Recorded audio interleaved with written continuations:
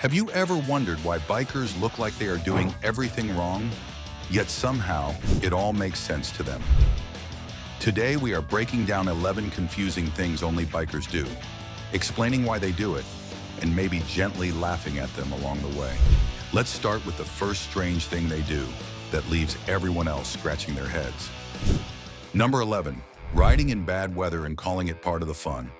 You ever see a biker slicing through a cold rainstorm and think, wow, that person has either incredible confidence or unresolved issues? Because from the outside, this looks insane. Roads get slick, visibility drops, everything smells like wet asphalt and regret. Any normal human being sees rain and thinks, maybe today I will just drive. A biker sees rain and thinks, all right, let us see what happens. Here is what non-riders do not understand. Rain riding is not accidental. Nobody just stumbles into a storm wearing jeans and optimism. Riders suit up like they are preparing for a damp medieval battle. Waterproof jackets, sealed gloves, boots that could survive a small flood, helmets with anti-fog wizardry that costs more than your first television. At some point, you are less a motorcyclist and more a very expensive sandwich wrapped in synthetic fabric. And then there is the mindset. Rain forces focus. Throttle inputs get smoother. Brakes get gentler. Every movement suddenly matters. When you roll back into the garage dry-ish and upright, your brain releases a little victory confetti and whispers, you handled that. Is it actually fun? Debatable. But surviving lousy conditions turns into pride shockingly fast. And once that happens, you start chasing worse weather on purpose. So yes, riding happily through rain, cold, or brutal heat already makes bikers look a little unhinged. Most people would wait it out. Bikers just zip up and call it part of the story. And strangely enough, that same weird logic does not stop when the engine shuts off. It shows up again in the next moment where they decide where to leave the bike. Number 10, parking as far away as possible. All right, let us talk about one of the strangest rituals in motorcycling. You pull into a parking lot, there is a wide open spot near the front, practically begging for attention, and the biker rides right past it, keeps going, then parks way out in the wilderness and nods like they just made a brilliant life choice. To non-riders, this looks backward. Parking is supposed to be about convenience, close to the door. Less walking, mission accomplished. But bikers treat parking lots like danger zones. Cars swing doors open with reckless enthusiasm. SUVs cannot see anything below the hood line. One distracted driver backing up turns a motorcycle into an expensive lawn ornament. So riders hide, corners, end spots, places where cars rarely wander. It is not laziness, it is self-preservation. A motorcycle weighs a few hundred pounds. A minivan does not care. Here is where it gets extra confusing. Many lots now have motorcycle spaces closer to the entrance. Logical, sensible, designed specifically for bikes. And yet plenty of riders ignore them and head for the far edge anyway, like they are avoiding eye contact with civilization. Yes, motorcycles cost real money, thousands of dollars, and yes, protecting them matters. But when you walk farther than the distance you actually rode, something strange has happened. Yet here's where it gets even more confusing. The same rider who avoids people in parking lots suddenly becomes very friendly once the wheels start moving. And that leads us directly to the next habit that makes no sense from the outside. Number 9, waving or nodding at complete strangers. Now let us talk about one of the most socially confusing things bikers do on a daily basis. No, not riding in storms, not parking in exile. This is the moment when two motorcycles pass each other and both riders acknowledge one another like they just survived a war together. Picture it from the outside. You are riding along, focused on the road, and suddenly a total stranger on another bike throws you a wave, or a two-finger salute, or a subtle head nod. You have never met this person. You will never meet this person. And yet, if you do not respond, you are now the problem. To bikers, this makes perfect sense. It is a silent, I see you, a mutual acknowledgement that traffic is chaos and you are both voluntarily exposed to it. No names, no conversation, just vibes and shared risk. Sometimes the hand stays on the bars and it is a nod instead. Not because it is cool, but because staying alive is cooler. To everyone else, though, this looks unhinged. Drivers see riders saluting random strangers at speed and assume there is a secret membership card involved. Like a rolling social club, nobody asked to join. What makes it funnier is the context. You are piloting a machine worth several $1,000s, balancing physics and bad decisions, and you are still worried about being rude. Now, if you are already laughing or nodding along thinking, "Wait, my friend does that," go ahead and hit that like button. Drop a hype and subscribe. Your support helps others discover these stories and fuels our mission to bring you more real-life conversations. That quick wave or nod between bikers lasts half a second, yet somehow says everything. No words, no eye contact, just instant recognition. Non-bikers never quite know what they are witnessing.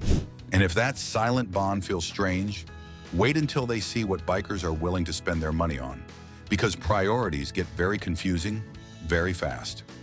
Number 8, spending more money on gear than on the bike. This one makes non-bikers short-circuit immediately. A rider pulls up on a perfectly respectable used motorcycle, and your brain goes, "Okay, modest choice."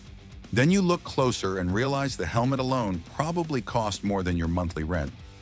Welcome to biker math. It makes no sense until it suddenly does.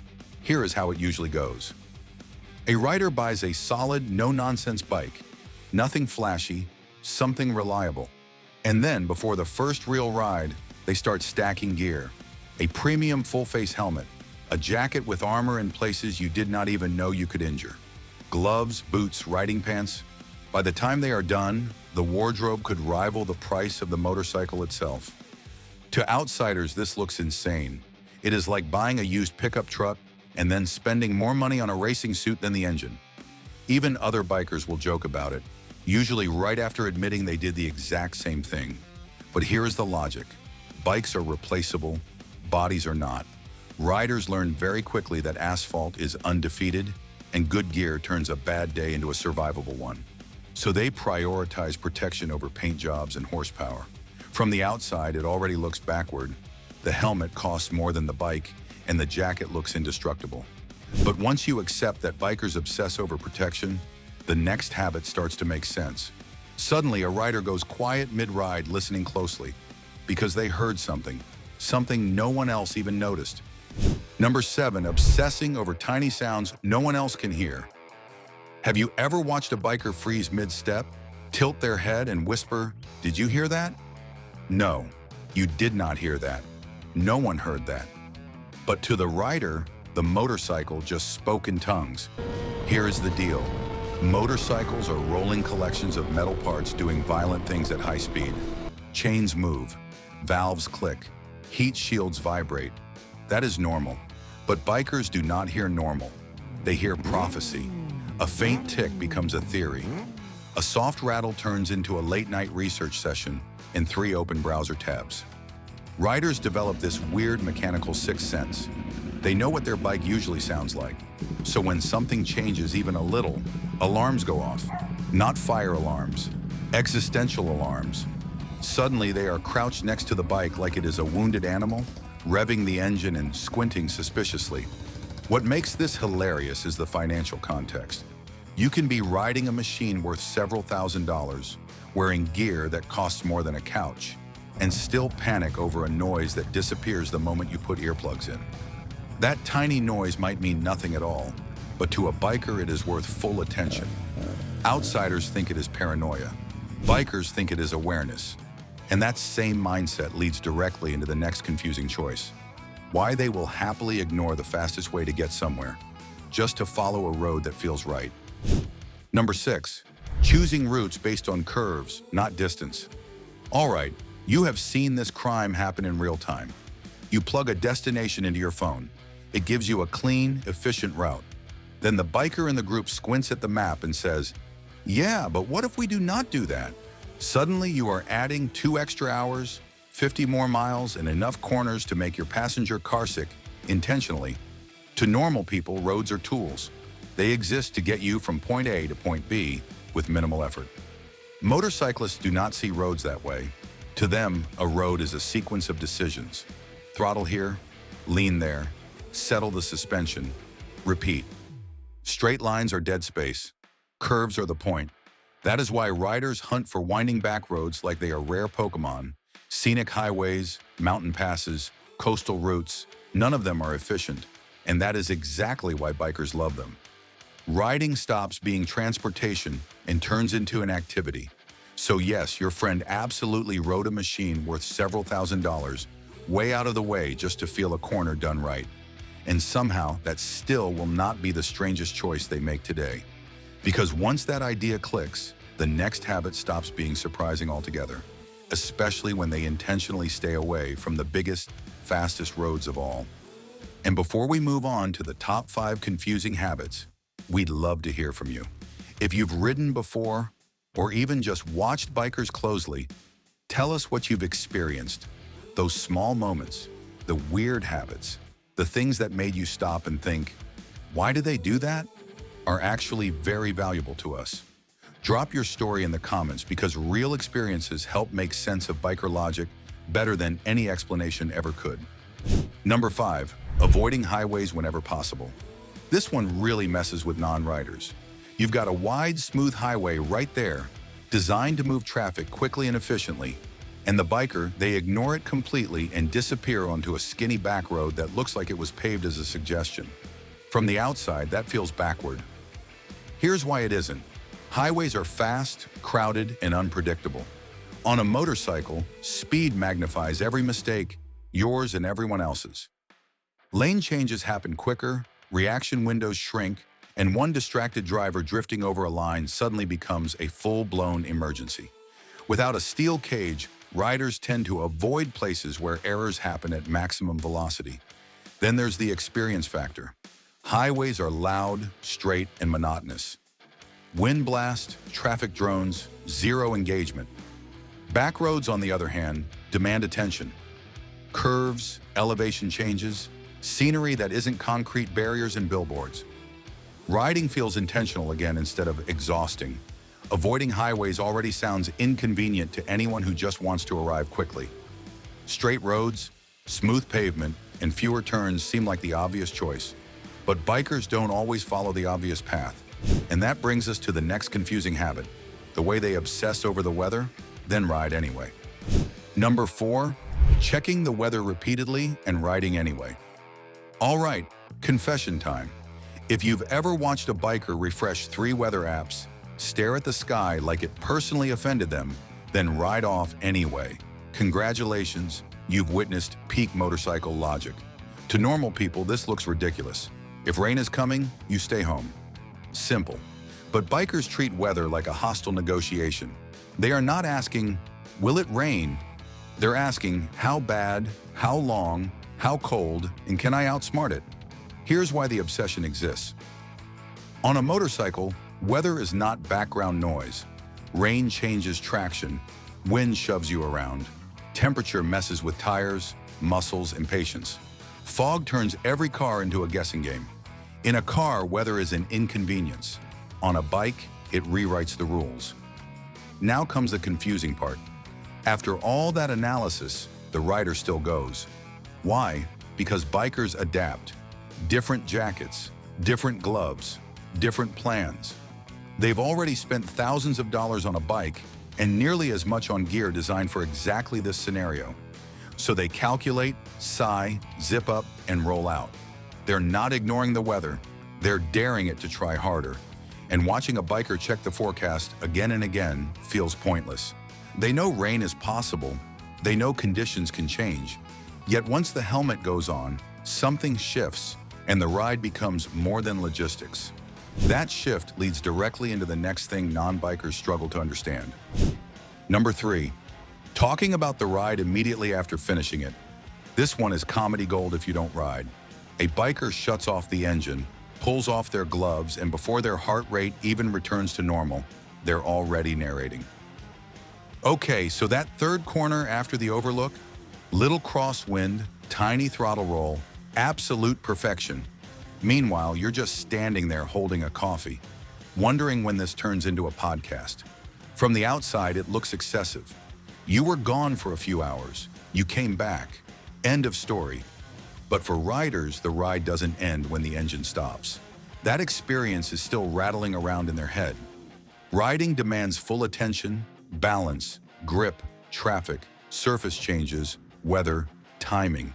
You're locked in the entire time. No zoning out, no autopilot. So when it's over, the brain needs an outlet. Talking through the ride is how bikers decompress. They replay moments, analyze choices, laugh about close calls, and quietly celebrate the parts that went right. It's half storytelling, half therapy. And when you've dropped several $1,000s on a motorcycle, plus hundreds more on gear, that ride wasn't just transportation, it was an event. Of course they want to relive it. You'd think the ride ends when the engine shuts off. Helmets come off, bikes are parked, and the day should be over. But for bikers, that moment is just the beginning of something else. And that naturally leads us to the next confusing behavior: why riding always seems better when it's shared. Number 2, saying just one more ride and meaning several hours. This phrase should come with a warning label. You ask a biker if they want to go out for a short ride and they say, "Yeah, just one more loop." Congratulations, you've just agreed to lose the rest of your afternoon. Fuel stops, snack detours, accidental sunsets, the whole thing. To non-riders, this sounds ridiculous. One ride means one ride. Start, finish, go home. But that logic collapses the moment a motorcycle starts moving. Riding doesn't feel like travel, it feels like momentum. Once you're rolling, every good stretch of road suggests another one just ahead. Another bend, another overlook, another excuse not to stop yet. There's also a mental trap involved. Riding clears your head, sharpens focus, and shuts out noise in a way very few activities can. Stopping feels like interrupting something important, even if that something is just enjoying yourself. Which is extra funny when you remember these are people riding machines that cost as much as a used car. Saying just one more ride and then disappearing for hours already sounds confusing to anyone watching from the outside. What was supposed to be short somehow keeps stretching, as if time stops mattering once the bike is moving. But that habit doesn't come out of nowhere. It's the result of a deeper way bikers think about riding, and that leads us to the next and most confusing thing of all: why bikers plan rides for enjoyment, not efficiency. Number 1, planning rides for fun, not efficiency. This is the big one, the crown jewel. The behavior that confuses non-riders more than anything else. Ask a normal adult how to get from point A to point B, and they'll pick the fastest route, the fewest turns, and the least amount of thinking. Ask a biker the same question, and suddenly you're on a loop that includes 3 overlooks, a diner someone heard about once, and a road that only exists because maps felt generous that day. To outsiders, this looks broken. Why add 100 extra miles when the highway is right there? But bikers are not commuting, they're curating an experience. Straight roads are boring. Highways are loud, windy, and full of people in a hurry. Curves, scenery, and empty back roads are the whole point. This is intentional. Riders will actively avoid efficiency in favor of engagement. They want lean angles, views, and stories worth retelling. That's why someone riding a Honda CB500 or a Yamaha MT-07 will happily burn fuel all afternoon just to hit one good stretch of pavement. So when a biker says, "This is the better route," they're not lying. They're just measuring efficiency in memories, not minutes. And honestly, that explains everything you've heard so far. And there you have it. If you enjoyed this and recognized yourself in a few of these moments, keep the ride going and click the next video on your screen. Like this one, drop a hype and subscribe for more strange but true glimpses into the world of bikers. Because whether you ride or just watch, the chaos is always entertaining.